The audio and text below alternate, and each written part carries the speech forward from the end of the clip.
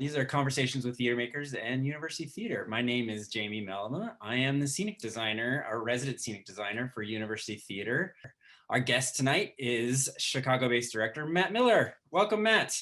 Hey, nice to be here. So this will be a fairly casual chat, and hopefully we won't hit any major bumps along the way. So let's just get into it. I'm really happy for this excuse to talk. I know, it's very exciting. Matt and I know each other from college, and we were just trying to figure it out. We literally probably have not talked to each other in like 23 years. Over 20 years. So I'm as equally excited to find out what you've been doing and how you've been doing it as probably everybody else. So we were on an improv team together. We were. And you were leading the year. Those 2 years. Mm-hmm. And so my first question is about, I guess, improv. And like, did you stay connected with improv after college? You know, I tried to as much as I could. I certainly had a heart for it. And it was part of the reason why I moved to Chicago was a desire to be a part of the improv scene here and the comedy scene here. As we'll probably get into talking about, my course changed a little bit once I arrived, but it was definitely the draw of Second City and Improv Olympic and the Annoyance Theater that brought me to Chicago. You know, like I said, my course changed a little bit, but you know, that was a kind of a natural evolution. But I had every intention of starting classes and taking the courses at those training centers, but you know, fate intervened, and I kind of got interested in other things, and my focus began to change and shift a little bit, specifically towards casting. And I kind of caught that bug and had some opportunities present themselves that were a little too good to pass up. So, you know, as I think the story is for a lot of artists, sometimes your path does not end up being what you thought it was going to be, but takes you on some very different, you know, takes you to some very different vistas that are just as lovely or perhaps even more so. Yeah. Well, let me start at the beginning then. Like, how did you first get involved in like theater and the arts? You know, my mother was a theater major and an actress, and so I grew up going to plays and loving plays and you know, loving going to see theater. You know, I think my story is pretty similar to a lot of people. I did as much theater as I could in high school. I loved it. It was definitely a source of joy for me. I went to college, and while I knew I wasn't going to major in theater, I wanted to go to a school that had a good theater program because I knew I wanted to be a part of a theater company or a theater troupe. And so I ended up at Calvin as an English and literature major with an education focus. My thinking was I wanted to teach high school English and maybe end up running the theater department for a high school. And so that, you know, I kind of executed that plan, but I did as much theater as I could while I was at college. I did improv team. I did some Shakespeare. I was involved with the children's theater team that was there and adapting children's stories for the stage. And just really did as much as I could squeeze in around the edges of my other classes. And then my senior year, I did one of those big, you know, kind of cattle call group auditions where, you know, something like 50 or 60 companies come together and, you know, see a host of actors do a monologue or two, usually at a big conference center. I think the one I went to was in Ohio at the time. And I ended up getting, you know, and I was planning to pursue a teaching career, but in the back of my head, I said, oh, let's just go to this audition. Let's see what happens. I can start teaching next year. So I went to the big audition and I got a couple callbacks, and I ended up getting hired by a puppet theater company, of all things, that needed a really tall guy to operate an evil queen puppet.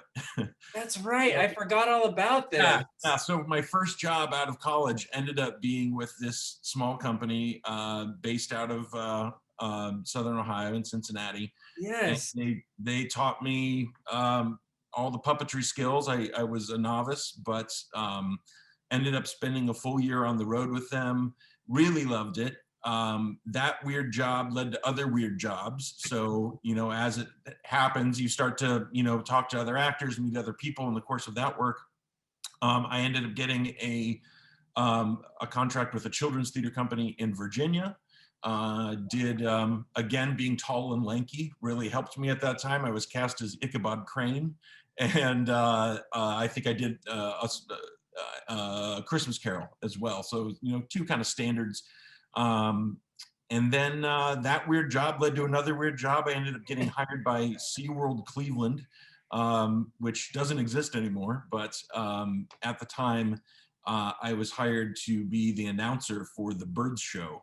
I was one of the onstage trainers who would kind of banter with the various bird experts, and you know, I got to handle a lot of the birds of prey too. So that was a crazy job as well. That's wild. Lasted a summer, and got to say fun things like, "Now entering the arena on silent and deadly wings, a Eurasian eagle owl." That was a really fun and memorable summer. Yeah. But yeah, after that year, I decided, you know, in the back of my head, I'm still thinking, I'll teach next year. I can start, you know, looking for a teaching job next year because I am passionate about teaching. I love being in the classroom. And I moved to Chicago, and I did get a teaching job. But I also got an internship at the Goodman Theater here, which is one of the major regional theaters. Yes, definitely. And I got an internship in their casting office, and it was just a big light bulb moment for me where I realized, oh, this is all the things I love about storytelling. It's assembling the team, it's working with actors, it's you know, it's really telling a story from a different perspective than I had ever done before. And the casting director at the time at the Goodman, Tara Alonso, she and I really hit it off, and she also really encouraged me to try my hand at directing, which is not something I'd really done before. And I ended up directing a one act as part of a one act festival here, and it went really well, and the play won some stuff. And that was the next light bulb moment where I realized, oh, I really like this. This is Right. really fun. And so like I said earlier, my original intention was kind of moving to Chicago to get into the theater scene and the comedy scene here, but you know, ended up you know, pretty quickly moving and shifting my focus to casting and directing. Yeah, that's wild. Yeah. I remember some pieces of that puzzle. And similarly, like I was one of those lucky people who had that light bulb moment while I was still in college. Mhm. I'm not sure if you were there for that actually, but like as soon as I took that design class, I was like, oh, this is the thing. Yeah. Yeah. And that just sort of set me on mine so quickly. How fun. Yeah. I just have a distinct memory of you painting something in the old black box theater, and I remember I was walking by the theater, and you were like, it was a very detailed portrait of a man's face, I think, that you were painting. Oh, I'm trying to think of what that was for now. I Yeah, have but it no was so idea. striking, and I just remember thinking, wow, I didn't know, Jamie, you could do that. It was really impressive. Oh, thanks. That's fun. I Yeah. have zero recollection of what that is. Maybe I'll think of it as we talk, but like, Yeah, maybe hilarious. they'll come back. So that's really fun. I mean, that answered a lot of my questions that I had. So be sure, Well, other we're folks, done like early. chime in if you think of something. No, I didn't cover everything, but you know, it covers some things. What else do I have here? So yeah, you didn't start off with this agenda to go like, I'm doing film and TV. Yeah, yeah. I really just followed my curiosity, which Yeah. led me into some areas of the business I didn't think I would be in, but ended up really loving. And you know, again, I think that's the story for a lot of artists. If you're really taking what's in front of you and looking at the opportunities and allowing your curiosity to kind of guide you, at least for me, I ended up in some unexpected territory that I've really loved and have been able to flourish into, because I think I also started to realize during the midst of that casting internship that like I really liked acting, I enjoyed it, Mhm. but there were other things that provided that same feeling for me, and in some ways, an even more intense feeling of connection and involvement, and especially getting into directing, the ability to kind of craft the team and get everybody thinking about the story in the same way, that's very seductive. And I definitely enjoyed those first few projects immensely, and that really set me down the road of wanting to study that more and just create more opportunity to tell stories. That's really fun. 'Cause I'm literally kind of doing that right now on a project, and I'm like super enjoying it. I'm like, yay, I'm building this thing from ground up, and planning and figuring out the team, and Uh, like, getting everybody else excited about it. It's been really fun. So I think I can get a sense of what you're talking about. yeah. The next iteration of that journey actually for me was, so I'd finished the internship at the Goodman. I was now kind of interested in casting and directing. I became the casting director for a small theater company in Chicago called Serendipity Theater, that my friend who I met at the Goodman, while I was there doing that internship, he was the artistic director, and he asked me if I'd be willing to come on as the casting director. And so I don't think I was paid, but it was an awesome opportunity as Right. when you're just starting out, to really learn how to do it. And the truth is, like, you can't really go to school for casting. There's not a lot of opportunities to learn about the casting process outside of an internship or an assistantship, or a mentorship in some way. So being able to actually just jump in and do it with some of the resources that I now had from my experience at the Goodman, and just learn by doing, that was such a gift. And to be able to cast a bunch of new plays and kind of learn the talent pool in Chicago, that was tremendous. And I had my I'd like to say at the time I had my teaching gig to kind of support my theater habit. And Right. I was kind of doing both as much as I could manage. And the teaching gig was term to term, so sometimes I could take a break in order to allow me to work on a production, which was really nice. um, and then you know again, a weird situation arose where I had been um, working for this company teaching, and most of the time I was traveling a lot, and just got to the place where I was ready to be in Chicago full time. Right. And there was an opportunity at a casting office that did commercial and film work in town, and I hadn't really done any of that work. All of my casting experience up to that point in time, this was around 2003. Um, all of Mhm. my experience up to that point in time had been in theater. Mhm. So I, went into the office. I got the internship there, and was, well into it. And my bosses at the time realized I knew most of the actors coming in, which was a huge benefit because I'd been working already in the theater world. And in Chicago, actors here do a lot of different things in order to survive. They do Right. theater, they do commercials, they do the TV when it's here, they do the film when it's here, they do voiceover, they have something else in their lives entirely, usually to help support them. And so there's a lot of intersectionality with that Mhm. community. And since I knew a good amount of actors already, I was more useful than the average intern. And so I began to get more on my plate and the ability to do more. And then when they had a job opening, I was lucky enough to get hired. And casting jobs don't really come along that often. It's one of those positions where there's usually not a lot of turnover.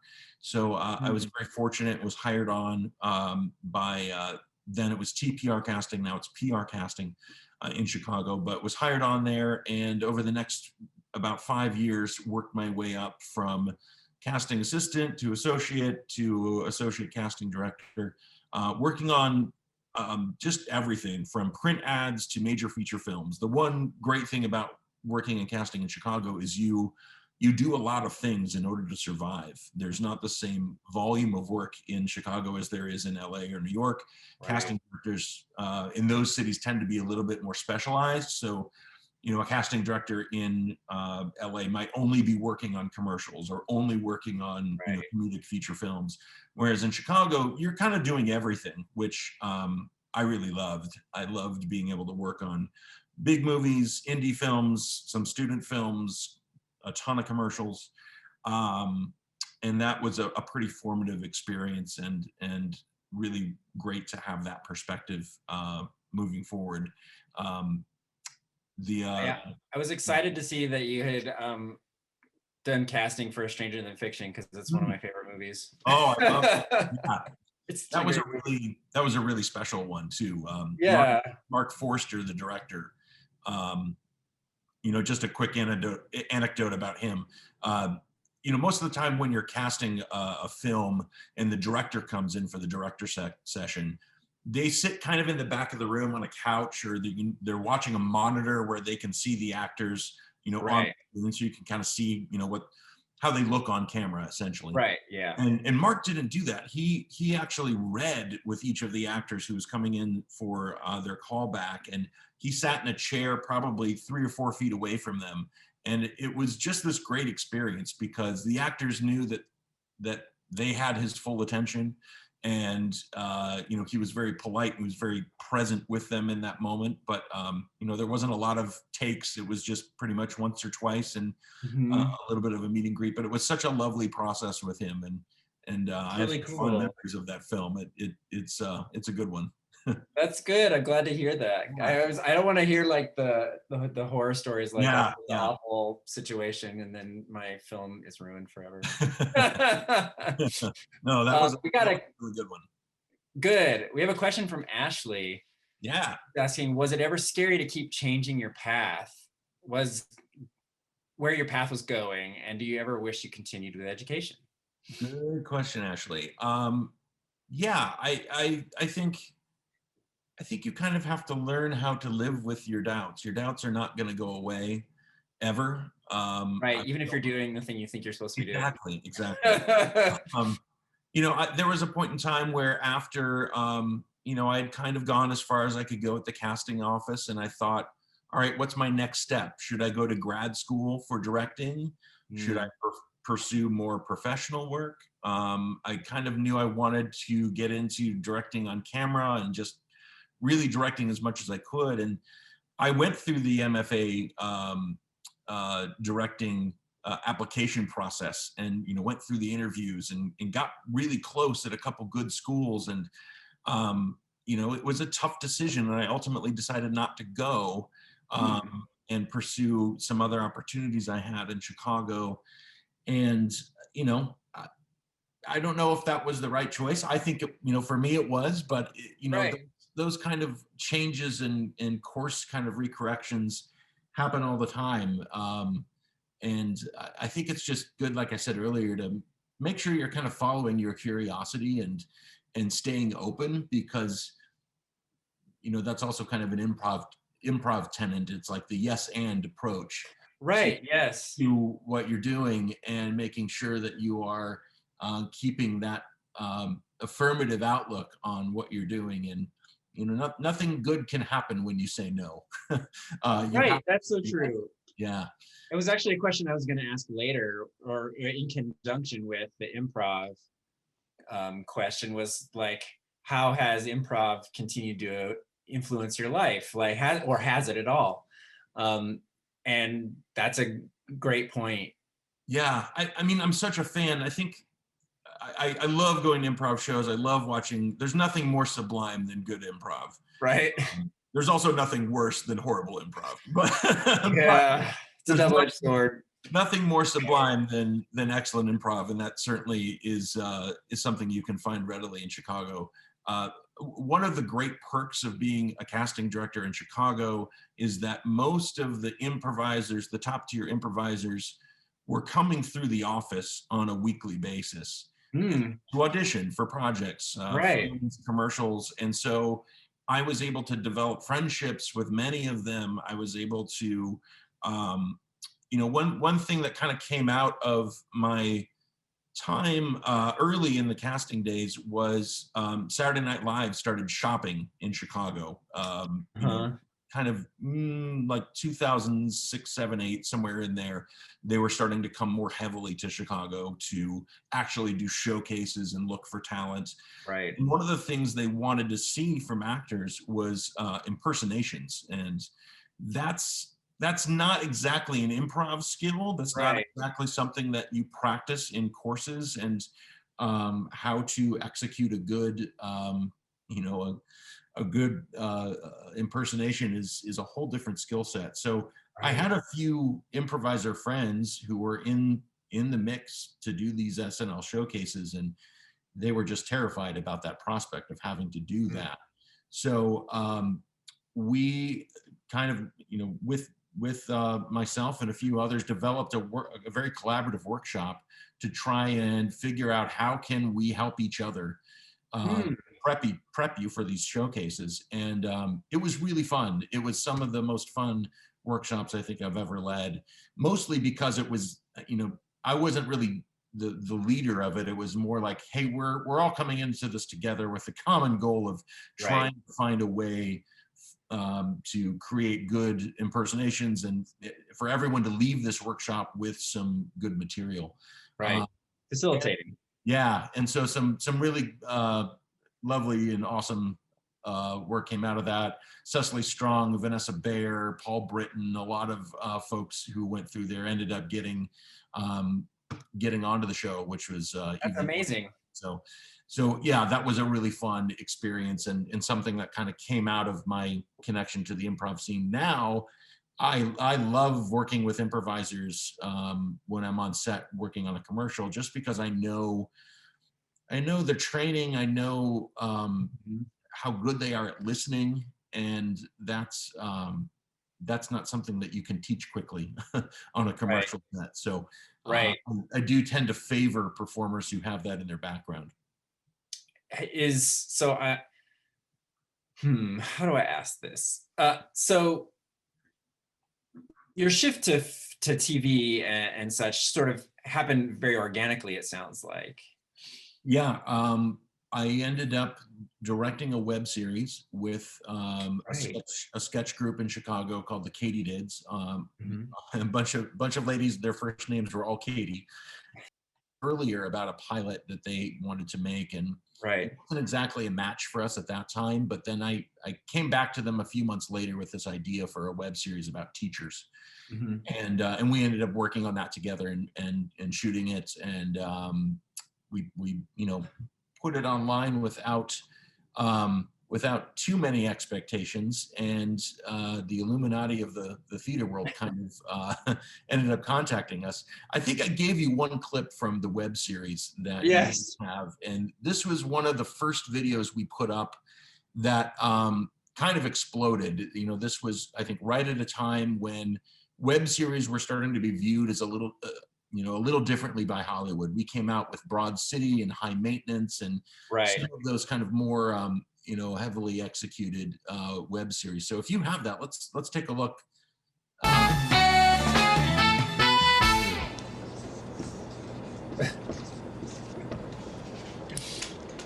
Okay, guys, whoever can answer this question gets an A for the rest of the year.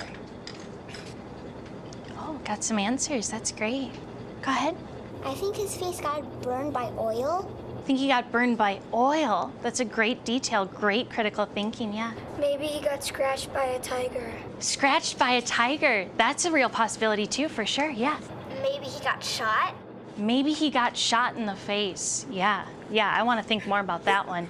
I think he's allergic to seals. Wow, guys. Is Seal allergic to a seal? Or is he allergic to himself? A little too much? Okay, maybe later. Can you give us a hint? A hint? I can't because I don't know the answer. Miss Feldman's gonna be honest with you guys. I don't know. And this is one of those times where we're all on the same page learning together and it's fun. Who the heck is Seal? Who the heck is Seal? Okay, well after recess, we're gonna do a little bit of easy listening.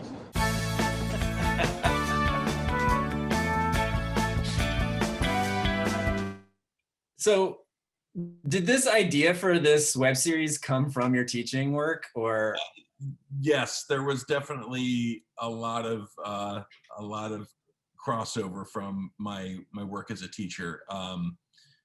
I think I was listening to the radio, and I heard them do some little online poll about what the most, like, top 5 most admired professions were, and teachers was, near the top, and I was like, oh, that makes sense, Yeah. And then, like, later that day, I heard another survey that said, like, top 5, like, most adulterous professions was teachers, and I was like, oh, from my experience student teaching, I also kind of know that's true. Like, there's also plenty of derelicts involved. And that got me thinking more about, like, I haven't really seen an honest depiction of teachers in that way. Like, can you be a role model and a derelict at the same time? That was, but that's human. That's what I haven't really seen before. And I think there's just enormous comic potential there. So I pitched Right. the idea to the Katydids, and they really liked it. And so we started to work on a concept with that being kind of the soul of the show. Was like, what I love about that clip is, like, she's actually doing a pretty good job of being a teacher. Yes. That's demonstrating a really nice skill of of uptake, of allowing students to bring their curiosity and their questions to the subject matter at hand. She's doing a very good job in that moment of being a teacher, but there's also a derelict quality there, certainly. Yes. That's also in evidence. A Right. fun story about that particular scene. That was supposed to be, Second City does a lot of what they call blackout sketches, where it's a 1 or 2 lines and then the lights go out, and it's a punchline. It's a quick one joke kind of scene. Uh-huh. And that was supposed to be a blackout kind of moment, where she says, anybody who the opening of the scene, anybody who can tell me what happened to Seal's face will get an A. Boom, lights out. That was going to be our whole sketch. That was going to be the whole thing. But the kids started raising their hands. And so all of what you saw there was improvised. The whole second half of that was an honest an honest moment with those kids asking those questions. And Kate Friedman, who played the teacher in that, just brilliantly going with it. And we ended up getting gold. I think that's one of the For real. Yeah, that's one of the amazing things I think about working in that medium, working on camera. You're trying to catch lightning in a bottle, and occasionally when lightning strikes and you get it, it is palpable. That's it's a very fun. different process from theater, where theater you're Right. trying to recreate, build something that you can run, 8 shows a week for months. Right. Different construction. It's a different set of it's a different rehearsal process. So when you get a moment like that, you only need to get it once, and we got very fortunate with having the right people and the right kids in the right place at the right time. That's awesome. So I've got a handful of questions. Yeah. So Omar asks, what's the most important lesson you have learned in your career? What advice would you give students who want to pursue a similar career? This is a question that I would definitely have asked by the end of the thing. So thanks, Omar. Yeah, good question, Omar. I think the thing that I've learned repeatedly is the thing that is the most fun, and that is also the quickest road to success, whatever that is, or just more exposure or more opportunity, is making your own stuff. The things that have been the most fun and also the most successful, or the things that have led to more opportunities for me, have always been the things that I have made happen. And teachers is something that, obviously with the Katydids, that was something that we kind of birthed and brought to life, and ended up running for 3 seasons as a TV show. There's been other plays that I have been a part of, especially new plays where I knew I wanted to tell this story, and found a way to make that play happen, and that led to other opportunities for myself, or the playwright, or for all of us. But really, that's been a lesson that has repeated itself for me many times, where when I have been stuck creatively, or I'm waiting for the phone to ring, that's always a bad place to be. I feel like the more you're trying to proactively create your own opportunities, Yeah. that's really the fastest pathway to, fulfillment and more opportunity. Yeah, it makes sense. Like when you say it, like waiting around for someone else to fulfill your dreams is like, Mhm. well, that may or may not ever happen. You can't Yeah, wait. You have to yeah, sort of that's make the tough stuff thing. happen. That's Just the make stuff. yeah, that's the myth we're sold. We're Yes, sold that myth of like somebody's going to elevate you and you become a right. star overnight, and The myth of being discovered. yeah, exactly. That I mean, and it does happen, but does, that's but not the majority of the work. correct. It's Yeah. uh, it's much more rare, and it also yeah, it doesn't place it in the context of work, which is what it is. You're Right. creating work. You're creating opportunity for yourself. Mm-hmm. All right. So Rich asks, what personality trait or traits or attitude aspects do you possess that you believe have helped you succeed in so many aspects of the business? That's a tricky question. Hmm, that's a good question. I haven't thought too much about that. Right. A few things that popped in my head. My dad is a salesman, and he is a very talented salesman. And I've learned from growing up around him that one of his superpower strengths is he just makes people feel valued. He makes them feel listened to, and he's very good at kind of maintaining polite, cordial, professional relationships with a multitude of people. And I feel like I took that lesson and that power from my dad, Mhm. from watching him over the years, with how he took care of his clients and the relationships he built with them. And I would say that's a big aspect of success in this business, is building your net and building your network, and by extension, building your brand as an artist, as someone who is not only talented but reliable, and someone you would want to work with, that you would have a good work experience with. Yeah.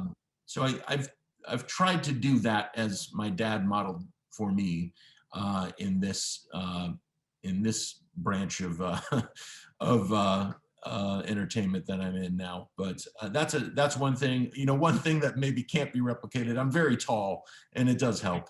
It's like just being nature's lighthouse. People just automatically look to you, and very helpful. I feel that a little bit. So Samuel's asking, when you worked with this group, the Katydids, making web serials, how did the group promote them? If you don't have an audience already, how do you build one? That is the $1 million question. The Katydids, one of the things they were really good at was the business side of just being organized, and we discussed how are we going to release these. We built a website, which I think is still online. You can still go and see that original web series, which is I think teacherswebseries.com. But we Yep. we raised money through Kickstarter, and part of that money was going to go towards building a website, so that we kind of had a central place, other than just YouTube, where if people wanted to find more information about the show, they could. And we worked with a designer to elevate it, have it feel as professional as it possibly could. And then we figured out a release pattern. We kind of clustered 3 or 4 of, I think we had about 24, 25 webisodes that were of varying lengths. Mhm. And we clustered 3 or 4 together, and we did a release over the period of like 3 or 4 weeks. That ended up getting interrupted because we got contacted by The Onion, and they wanted to release the second half of the series. So Oh, nice. that was kind of an amazing thing that happened, that we had no Control. no sense that would happen. Right. But that ended up being a wonderful thing for us, and definitely helped us get some more clicks and eyeballs. The video that we showed earlier, Seal's Face, that one, I remember we put it out, And it had a couple good days, and we were at like 3,000 views. And I was like, oh, wow, 3,000 views. That's really good. And then I went to sleep and I woke up the next morning and I refreshed. And the count was now at like 65,000. Oh, And wow. overnight, somebody on Reddit had found it and passed it around. And suddenly we're picking up momentum. And Right. that was, that was part of the story was, it started being something that people were sharing and passing around. And certainly we had a couple more episodes that got picked up and we're getting that kind of attention. Cecily Strong, who was a friend, did an episode, and then she got SNL like 2 months later. So that also ended up giving us another little momentum burst. Yeah. So there were all these like little happy accidents that came together. But ultimately, I think it was a lot of hard work that we put into the product.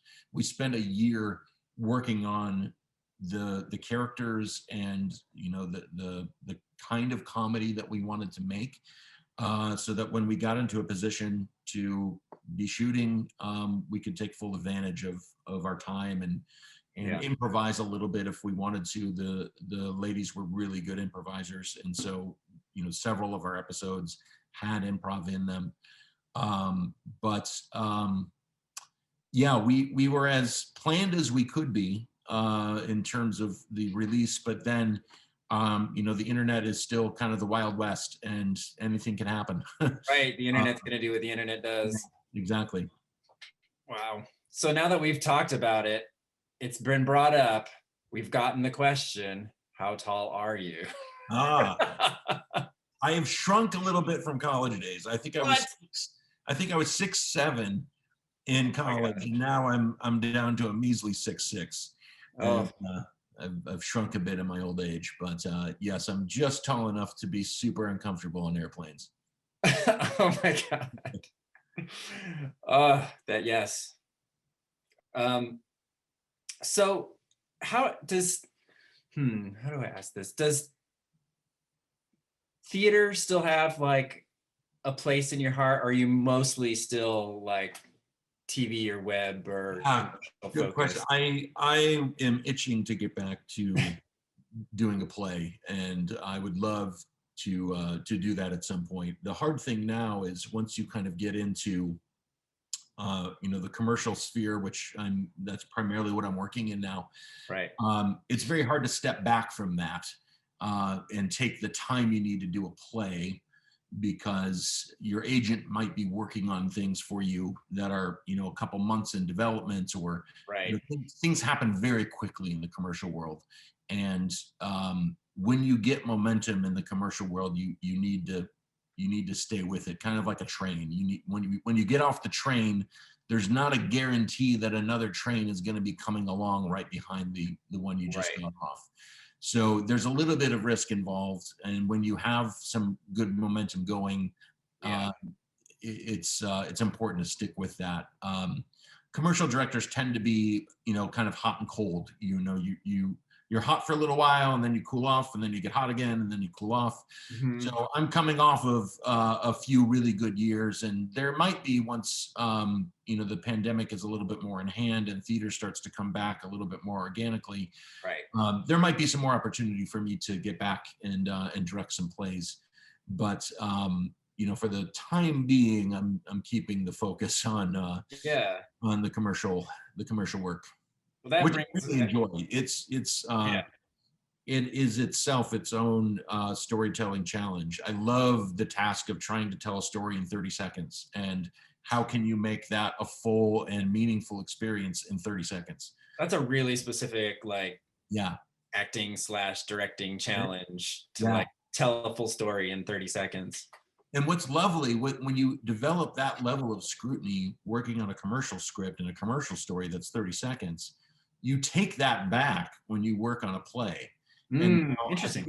I feel like I'm much more responsible when I am working on a longer script for my story thread at any given moment, just because I've been parsing commercial scripts down to the second and knowing what is important for us to be seeing and thinking and feeling during every one of those seconds. And so that that level of fastidiousness Yeah. does come back to your work on longer full-length scripts. So that brings me to the question of, so you mentioned the pandemic. So are you staying busy? Like, are you still working? I know that some, like some shows and things have started to shoot again. Yeah, it's slowly coming back. I've had 3 commercial projects shoot since the pandemic started. The first one I did entirely through Zoom, which was a crazy experience. Yeah, I bet. Yeah. And that was for Lowe's, which is based in North Carolina. Yeah. But we did a fully Zoom shoot with just cinematographers who had a camera and family members that they were quarantined with who were willing to appear on camera. And Wow. that was the challenge of that shoot. And it turned out really well. I'm really happy with how that one came together. But That's awesome. did another one in the fall when we were able to be outdoors and socially distanced, and working again with just real families who were quarantined together for safety and protocol reasons. And then I did a more traditional shoot on a location in November, and that was in Chicago as well. With now at this point, there's a lot of protocols that are in place for working together on set, and you have pods of designers or artists that can Right. kind of operate exclusively. They're not on set together, and try to keep people separate as much as possible. But so I've had a bit of work, but it's definitely not at the level that Sure. it was pre-pandemic. I think that it will start to ramp up again as more and more people get vaccinated and vaccinations become a little more readily available. But yes, for the time being, still a little slow. Yeah, I get that. I mean, same here. I mean, that's why we're doing this, right? Like, Yeah, because we can't sure. really do what we normally do. Um, Do you want to show one of the low? Should we show one of the Lowe's this clips? is I think you've got a clip from, we got the Super Bowl coming up, and this is a spot I did for Lowe's right before the pandemic began. Ah, So last this was one of the last kind of big shoots I did before the pandemic fell upon us. So I'll let this play through, but this is one for Lowe's Pros, which is a right. division of their business. Just for setup on this, so Lowe's is one of the sponsors of the NFL. At least that year they were. I think they might still be, but they wanted to do a parody of kind of sideline, the after game sideline interview. And so Michelle Tafoya is an actual NFL reporter, and that's who you see here. And the goal with this was try to make it feel like one of those on the field, the Yes. team just won kind of moments that was translated to the Lowe's store. So that was kind of what we were charged with doing. That's a really fun premise. Services There we go. MVP, 8 huge orders. How does it feel? I'm humbled. And shout out to the pros who came in today. Jen, Rob, Fritzy, we got your back. There was an onslaught this morning. What was the game plan? 3 magic words, Michelle. Job, lot, quantity. So you got to stock big to play big. That's what it's all about, getting the pros back in the game. Play of the day? You saw it, Ronnie, getting surgical on the forklift. It was incredible. Todd, congrats. Yeah, thanks so much. Do it right for less. Start with Lowe's. That's great. That's Ross Kimball. He is a talented improviser as well, and we went through a bunch of alternate endings on that one just to make sure we covered our bases. But we ended up really loving the getting surgical on the forklift line. Yes. Yep. That's great. If you wanted, I think I gave you a couple clips that I think a clip from the callback for an America's Best Eyeglasses commercial I did a couple years ago, and then the final product commercial. And that's kind of a fun one to look at. So you can see what the actress did in the callback, and then see, okay, this is I think the final cut here. So we'll give this a look, and then you'll be able to watch what she did in her callback. There was actually a lot of improv that happened on this one too, so we can talk about that too. You were so right about that sale at America's Best. Designer frames? 2 pairs from Project Runway and Sofia Vergara. It's a great deal. 2 pairs and a free eye exam starting at $69.95. You just pick them up? Well, I did stop for coffee first. Bet you stopped for coffee after, too, didn't you? So cute! Wow. You realize owls have sensitive hearing. Oh, I'm so sorry. Ah, so cute. The designer sales event, it's not just a better deal, it's America's Best. Hurry, designer sale ends soon. I remember this commercial, and I remember loving it and thinking it was hilarious. Maybe we roll right into her. Here we go. This is her callback for that role. I'm Rebecca Buller. Sure. You were so right about that sale at America's Best. Designer frames? 2 pairs from Ricky Smiley and Sofia Vergara. It was a great deal. 2 pairs and a free eye exam starting at $69.95. You just pick them up? Well, I did have coffee first. I bet you stopped for coffee after too. It's so cute. Yeah, you stopped for coffee. Yeah, I did. Good. You were so right about that sale at America's Best. Designer frames? 2 pairs from Ricky Smiley and Sofia Vergara. It was a great deal. 2 pairs and a free eye exam starting at $69.95. You just pick them up? Well, I did stop for coffee first. I bet you stopped for coffee after too, didn't So cute! Yeah, you stopped for coffee. I did. Lovely. Great. So you can see that the final cut, actually, that whole bit about owls have sensitive hearing, Yes. wasn't actually in the audition script. That was something that was improvised on set. And we found out that her delivery was so kind of crisp and clean that we had time for a little bit more funny in the commercial, which was great. That's actually one of the things that I'm always doing on a commercial set as a director is I've got a stopwatch and I am making sure we are in the time allotted, because that is the hard and fast rule. You can't make a 31-second commercial. You can't make a 16-second commercial. Right. It's got to be in that allotted time frame. So, so the fact that she was a little brisk in her delivery and it was still kind of, within the premise of being caffeinated and a little quick, it bought us a little time for that joke that they found in rehearsal to make the final cut. So that ended up being a really successful commercial for them and a really fun one to do. Some students might have some questions about the CGI.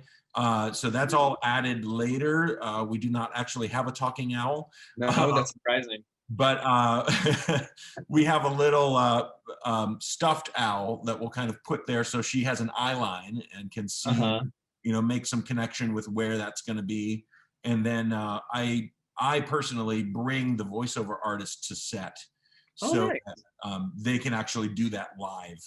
And it's really paid dividends because it's otherwise very hard to improvise if you're just working off of a pre-recorded bit, or you're going to add that later in post. It really helps the actor to be able to just be fully present when they're playing with someone, when they're actually doing that thing. Yeah, I mean, it's a performance, even if it's pre-recorded, right? Like, exactly. Having that ability to be malleable is great. Yeah, so having Chris Fries, the voiceover artist, there has been really key for that campaign.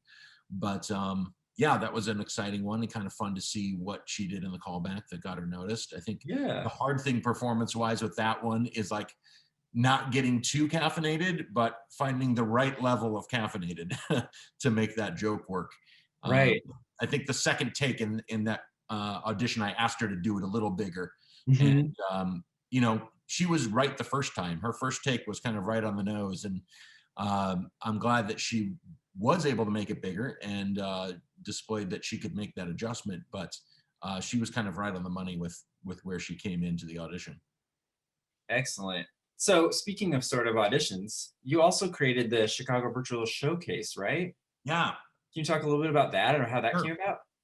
So I was, for several years in Chicago, I was teaching a lot of on-camera classes for actors of all levels and stripes, and I was also teaching a lot of casting workshops for early career filmmakers and directors. And the questions I would get at the end of those workshops with the directors were always, how can I find actors for my projects?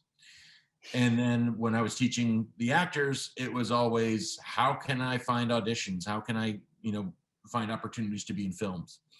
And it was me just having this moment of like, I've got all this chocolate and I've got all this peanut butter. How can I put these two things together and make something? Right. So I had a little bit of experience with the digital side of the game from my casting days. So I started a virtual service essentially for the Chicago community, where actors that I was meeting could, for a small fee, come into a real studio, record some commercial copy, record a monologue, do a little interview. I would compress it and post it to a centralized site that would then get distributed to a really big list of industry folks in Chicago, agents, filmmakers, casting directors. And it just became another way for actors to essentially advertise that was a little low pressure and a little less in your face than some other in actor-centric encounters might be. It allows industry people to kind of come to the showcase and view it when they have time.